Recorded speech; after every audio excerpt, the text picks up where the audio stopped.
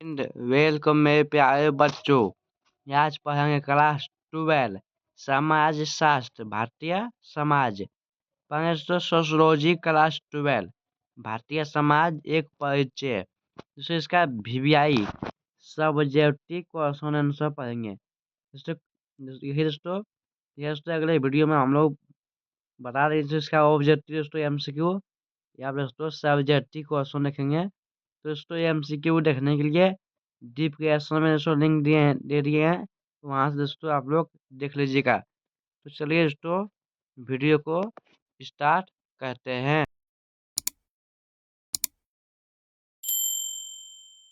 चलिए दोस्तों वीडियो को स्टार्ट करते हैं। ये देखेंगे अति लघु उत्तरी प्रश्न सब्जेक्टिव क्वेश्चन। तो क्वेश्चन नंबर 1, समाज से आप क्या समझते हैं अथवा समाज क्या है दोस्तों। दोस्तों यहाँ दो क्वेश्चन बना है, समाज से आप क्या समझते हैं या समाज क्या है दोस्तों। दोस्तों एग्जाम में यदि पूछेगा ये दोनों में से तो आपका आंसर दोस्तों देखिए आंसर क्या है। तो देखिए दोस्तों उत्तर, समाज से आशय एक ऐसी संस्था है जो सामाजिक संबंधों पर आधारित होती है। ये संबंध रीति रिवाज, अधिकार, सहयोग, नीतियों आदि तत्वों पर आधारित होते हैं। इन तत्वों पर ही सामाजिक संबंधों की व्यवस्था निर्भर करती है। ईवी यूटर के शब्दों में समाज एक अपूर्ण धारणा है जो कि समूहों के बीच पाई जाने वाली पारस्परिक संबंधों पर जटिलता का बोध कराती है। अब चलिए दोस्तों क्वेश्चन नंबर 2 पर जाते हैं। समुदाय के आधार क्या है या अथवा समुदाय के आवश्यक तत्व कौन कौन है। दोस्तों ये दो क्वेश्चन है, अब दोस्तों एग्जाम में जो आएगा आपको आंसर देखिए दोस्तों। तो समुदाय के मुख्य तत्व का आधार निम्नलिखित है। दोस्तों आप लोग इस तरह एग्जाम में लिखना है। पहला व्यक्तियों का समूह, दूसरा निश्चित भूभाग, तीसरा समान जीवन, चौथा सामुदायिक भावना। दोस्तों 4 है दोस्तों याद रखिएगा। अब दोस्तों क्वेश्चन नंबर 3 पर चलते हैं। क्वेश्चन नंबर 3 देखिए दोस्तों यहाँ है। तो समुदाय सभ्यता की सच्ची नैतिक इकाइयां हैं क्यों। इसका आंसर देखिए, समुदाय सभ्यता की सच्ची नैतिक इकाइयां इसलिए है कि इनमें अंतर्गत व्यक्ति के व्यवहारों का प्रत्यक्ष रूप से नियंत्रण रखा जा सकता है। समुदाय की प्रकृति के अनुसार ही व्यक्ति के मनोभावों का निर्माण होता है। क्वेश्चन नंबर 4, कर्म का सिद्धांत क्या है। देखिए कर्म का सिद्धांत हिंदू सामाजिक जीवन का आधार है। जो जैसा कर्म करेगा उसी के अनुसार उसका भाग्य भी नियमित होगा, अथवा लोगों को अच्छा कर्म करना चाहिए। देखिए दोस्तों कर्म का सिद्धांत सीधे दोस्तों हमको सीधे भाषा में क्या लिखना है। तो कर्म का सिद्धांत हिंदू समाज का जीवन आधार है। देखिए दोस्तों जो जैसा कर्म करेगा उसी को वैसा फल मिलेगा। ठीक है दोस्तों, जो जैसा करेगा उसी को वैसा ही मिलेगा दोस्तों। हम लोग लिख सकते हैं दोस्तों अपनी भाषा में। क्वेश्चन नंबर 5, न उपनिवेशवाद क्या है। तो नए स्वतंत्र हुए देशों पर विकसित देशों द्वारा शोषण, विश्व का आर्थिक शोषण हो वास्तव स्थापित करने की प्रक्रिया को नवोपनिवेशवाद का नाम दिया जाता है। क्वेश्चन नंबर 6, राष्ट्र के कौन कौन से आवश्यक तत्व हैं। राष्ट्र कौन कौन है। तो राष्ट्र के 5 आवश्यक तत्व हैं। 5, पहला भू क्षेत्र, दूसरा इतिहास, तीसरा साझा विश्वास, चौथा साझे राजनीतिक आदर्श, पांचवा साझी राजनीतिक पहचान। दोस्तों ये 5 दोस्तों आप लोग का याद रखना है दोस्तों, 5 याद रखिएगा। पूछेगा लास्ट के कौन कौन आवश्यक तत्व हैं, तो लास्ट के 5 आवश्यक तत्व हैं। कौन कौन दोस्तों आप लोग दोस्तों ना देख लीजिए, आप लोग लिख लीजिएगा। क्वेश्चन नंबर 7 देखिए अब 7 उपनिवेशवाद के आते ही भारतीय अर्थव्यवस्था में क्या बदलाव आए। तो उपनिवेशवाद के आते ही उत्पादन व्यापार और कृषि में विघटन हुआ, हस्तक्षेप गया, उद्योग समाप्त हो गए। अंग्रेजी राज के पहले भारत बने बनाए सामने के निर्यात का एक मुख्य केंद्र था, परंतु उपनिवेशवाद के बाद भारत कच्चे माल हो, कृषि उत्पादों का स्रोत हो, उत्पादित सामानों का उपभोक्ता बना दिया गया। क्वेश्चन नंबर 8 आश्रम व्यवस्था से आप क्या समझते हैं। तो हिंदू धर्म शास्त्रों में 4 आश्रम की व्यवस्था की गई है। प्रत्येक आश्रम मनुष्य के कर्तव्य अलग अलग के हैं। जैसे पहला देखिए दोस्तों ब्रह्मचर्य आश्रम, दूसरा गृहस्थ आश्रम, तीसरा वानप्रस्थ आश्रम, चौथा संन्यास आश्रम। देखिए दोस्तों इस 4 आश्रम का अर्थ लिखना है। इन चारों आश्रमों का मानव जीवन में बहुत अधिक महत्व है। क्वेश्चन नंबर 9 वन व्यवस्था क्या है या वर्णाश्रम धर्म के विषय में आप क्या जानते हैं। तो उत्तर देखिए वर्णाश्रम धर्म सामाजिक संगठन का लोकप्रिय उदाहरण है। यह हिंदू समाज को 4 वर्गों में विभाजित करता है। इस दो 4 कौन कौन है, ब्राह्मण, क्षत्रिय, अवैश्य और शूद्र। दोस्तों आप लोग 4 का नाम याद रखिएगा। कौन कौन, एगो ब्राह्मण हो गया, एगो क्षत्रिय हो गया, वैश्य हो गया, एगो शूद्र हो गया। दोस्तों 4 दोस्तों आप लोग याद रख लीजिएगा, ताकि ये दोस्तों आप लोग के एग्जाम में पूछेगा। तो ब्राह्मण वैदिक काल से जुड़े थे, क्षत्रिय देश की रक्षा से, ओ वैश्य व्यापार से, ओ शूद्र सेवा काल से जुड़े थे। ये चारों आप लोग याद रखिएगा।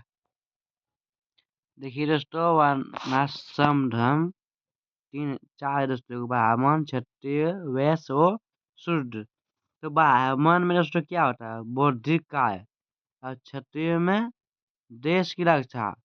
क्षत्रिय में पूछेगा दोस्तों, क्षत्रिय में क्या होता है, तो देश की रक्षा दोस्तों।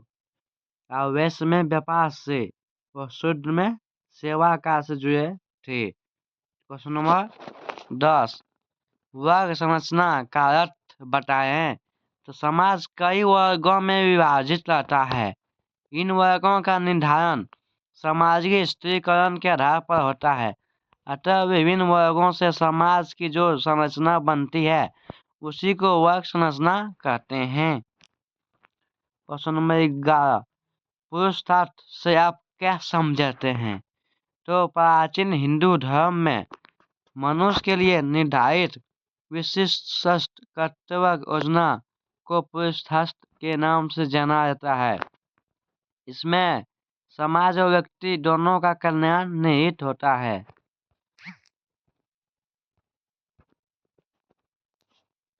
तो चलिए दोस्तों मनुष्य के जीवन में 4 पुरुषार्थ निर्धारित किए गए हैं।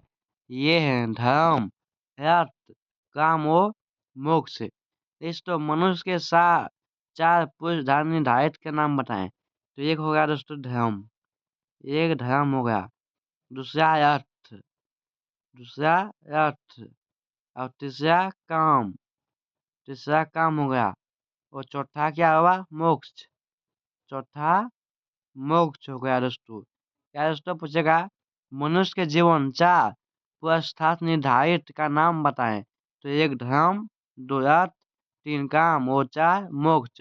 ये चारों पुरुषार्थ व्यक्ति जीवन पर 4 अवस्था से जुड़े हुए हैं। पुरुषार्थ जीवन के व्यवहारिक तथा आध्यात्मिक पक्षों में संतुलन स्थापित करता है। इसके पालन से मानव जीवन सार्थक होता है। क्वेश्चन नंबर 12 वेद कितने प्रकार के हैं। तो वेद 4 प्रकार के हैं। 4 कौन कौन? ये ऋषिदेव, ऋषिवेद, दूसरा यजुर्वेद, तीसरा सामवेद, चौथा अर्थवेद। ऋषिवेद 4 प्रकार के होते हैं। उपनिवेशवाद से आप क्या समझते हैं? जब कोई शासक या प्रशासक तंत्र अपने समाज का विकास करना चाहता है तब वो उपनिवेशवाद को अपनाता है। शासक जब दूसरे शासकों को पराजित करके अपने साम्राज्य के तहत विभिन्न उपनिवेश स्थापित करता है तो ऐसी क्रिया को ही उपनिवेशवाद कहा जाता है। इंग्लैंड ने अपना साम्राज्य का विस्तार करने के लिए संसार में विभिन्न उपनिवेश को स्थापित किया था और उसे अपने शासन के अधीन रखा था। उसने भारतीय महाद्वीपों में भी अपने उपनिवेश स्थापित किए थे। क्वेश्चन नंबर 14 देखिए, सामाजिक संरचना से आप क्या समझते हैं? समाज की अनेक भौतिक या भौतिक इकाइयां अपनी अपनी भूमिका निभाते हुए एक क्रमबद्ध ढांचे का निर्माण करती है। संक्षेप में उसे सामाजिक संरचना कहते हैं। उदाहरण के लिए भौतिक इकाइयां के रूप में अनेक समितियां और संगठन जैसे गांव, परिवार, स्कूल, राजनीतिक दल, शहर, प्रांत आदि एक सामाजिक संरचना का निर्माण करते हैं।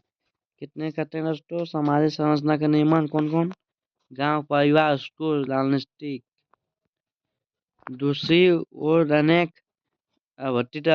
जैसे सामाजिक मूल्य, प्रथा, रीति रिवाज, भाषा आदि क्रमबद्ध होकर सामाजिक संरचना में अपना योगदान देते हैं। अब चलिए दोस्तों क्वेश्चन नंबर 15, राष्ट्रवाद क्या है? जब उपनिवेशवाद के शासक अपने उपनिवेश के लोगों पर अत्याचार करने लगते हैं तो राष्ट्रवाद का जन्म होता है। राष्ट्रवाद एक ऐसी चीज है जिसमें लोग शोषण मुक्त होना चाहते हैं। इसके लिए राष्ट्रवादी आंदोलन चलाकर लोग देश को स्वतंत्र करना चाहते हैं। इसका जलवत उदाहरण भारतीय राष्ट्रवाद है। राष्ट्रवाद आंदोलन हो स्वतंत्र आंदोलन करके ही भारत के लोगों ने अंग्रेजों को देश छोड़कर मजबूर कर दिया था। वो भारत स्वतंत्र हो गया। क्वेश्चन नंबर 16, समुदाय से आप क्या समझते हैं? तो बेगादास के अनुसार समुदाय एक ऐसा सामाजिक समूह है जिसमें कुछ अंशों में हम ही भगवान पाई जाती है तथा जो एक निश्चित भू क्षेत्र में रहता है। प्रश्न 5 नंबर का क्वेश्चन नंबर 1, वर्ग, सामाजिक वर्ग का अर्थ परिभाषा लिखे हैं। तो जब जन्म के अतिरिक्त समाज किसी भी आधार पर विभिन्न समूहों में बांट जाता है तो इस प्रकार के समूहों को सामाजिक वर्ग कहा जाता है। इस प्रकार का विभाजन प्रत्येक समाज में पाया जाता है। कुछ भी हो, विभिन्न विचारों का परिभाषाओं से वर्ग की धारणा प्राप्त स्पष्ट हो जाती है। अब देखिए एक मैकाइवर और पेज, सामाजिक एक समुदाय का कोई भाग है जो सामाजिक स्थिति के आधार पर विशेष भाग से परिचित किया जा सके। किसने कहा दोस्तों? मैकाइवर और पेज ने। 2, अकबर्न तथा निमकाप ने कहा सामाजिक वर्ग उन व्यक्तियों के समुदाय को कहते हैं जिनकी किसी समाज में सामाजिक स्थिति आवश्यक रूप से समान होती है। उपरोक्त परिभाषाओं से स्पष्ट है कि सामाजिक वर्ग जन्म से अतिरिक्त किसी भी आधार पर बना हुआ व्यक्तियों को ऐसा समूह है जो इसके ऊपर है जो सामाजिक स्थिति में अन्य समूहों से भिन्न है। उदाहरणतः डॉक्टर वर्ग, धनी वर्ग, निधन वर्ग, शिक्षक वर्ग और श्रम वर्ग आदि। अब 2, वर्ग व्यवस्था से आप क्या अभिप्राय है? तो सामाजिक वर्ग सामाजिक स्थितिकरण का एक प्रकार है जो कि सबसे अधिक उद्योग समाजों में देखने को मिलता है।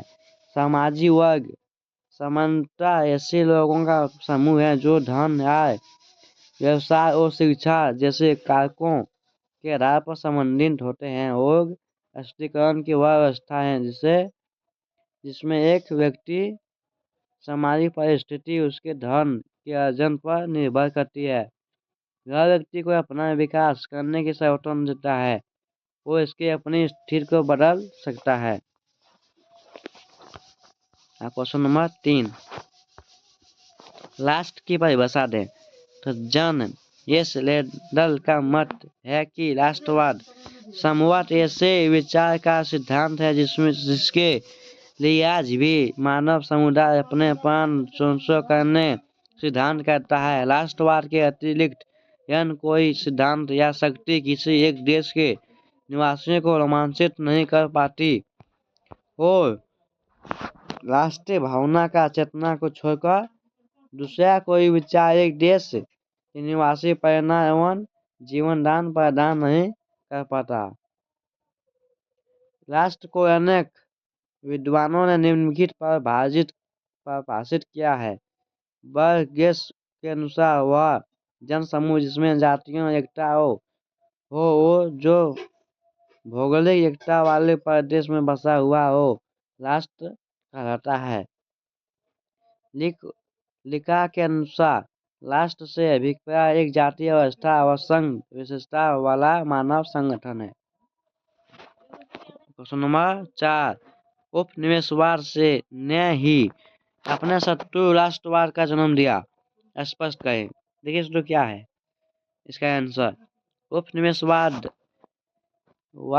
अंतर्गत सबल राष्ट्र निर्बल राज्य पर अधिकार कर लेता है और दुर्बल राज्य पर अपना शासन एवं कानून व्यवस्था लागू कर देता है। भारतीय काफी दिनों पर ब्रिटिश शासन के अधीन रहा अर्थात ब्रिटेन का उपनिवेश रहा। उपनिवेश के दौरान पूंजीवादी आर्थिक परिवर्तन और आधुनिकीकरण से भारत का परिचय हुआ। संपूर्ण भारत को ब्रिटिश शासकों ने एकीकृत किया, लेकिन ब्रिटिश शासकों द्वारा भारत में लोगों का आर्थिक, सामाजिक एवं राजनीतिक शोषण बहुत अधिक हुआ। इसके परिणामस्वरूप भारतीयों में राजनीतिक चेतना की भावना उत्पन्न हुई वो राष्ट्रवाद का जन्म हुआ। इसी के कारण भारत स्वतंत्र हुआ और ब्रिटिश शासन का अंत हो गया। संक्षेप में कहा जा सकता है कि भारत में एकीकरण, शोषण, पश्चिमीकरण और आधुनिकीकरण जो उपनिवेशवाद के कारण हुआ, इसके फलस्वरूप राष्ट्रवाद का जन्म हुआ। नंबर 5, भारतीय समाज में राष्ट्रवाद के उदय पर अपने विचार प्रकट करें। तो भारतीय राष्ट्रवाद के निर्माण में निम्नलिखित तत्वों की महत्वपूर्ण भूमिका है। पहला, शिक्षा। भारतीय राष्ट्रवाद के विकास में आधुनिक शिक्षा की भूमिका महत्वपूर्ण है। नई शिक्षा के पश्चात में ईसाइयों, मिशनरियों, अंग्रेज शासकों तथा आधुनिक प्रगतिशील विचार वाले कुछ भारतीयों का प्रमुख हाथ था। दूसरा, प्रेस, समाचार पत्र तथा भाषा को देसाई के अनुसार भारतीय राष्ट्रवाद के निर्माण में तथा उसके विकास में प्रेस की भूमिका प्रभावित कारक के रूप में थी। उनको इंडिया हिंदू। चलिए दोस्तों, VVI सब्जेक्टिव क्वेश्चन सोशियोलॉजी का दोस्तों चैप्टर 1 कंप्लीट होगा। तो मेरे यूट्यूब चैनल पहली बार आए हैं तो सब्सक्राइब करना ना भूलें दोस्तों, ताकि दोस्तों आपको हर विषय के लिए बोर्ड एग्जाम के लिए अच्छे से तैयारी हो पाए। तो थैंक यू दोस्तों, welcome my YouTube channel. Thank you, welcome.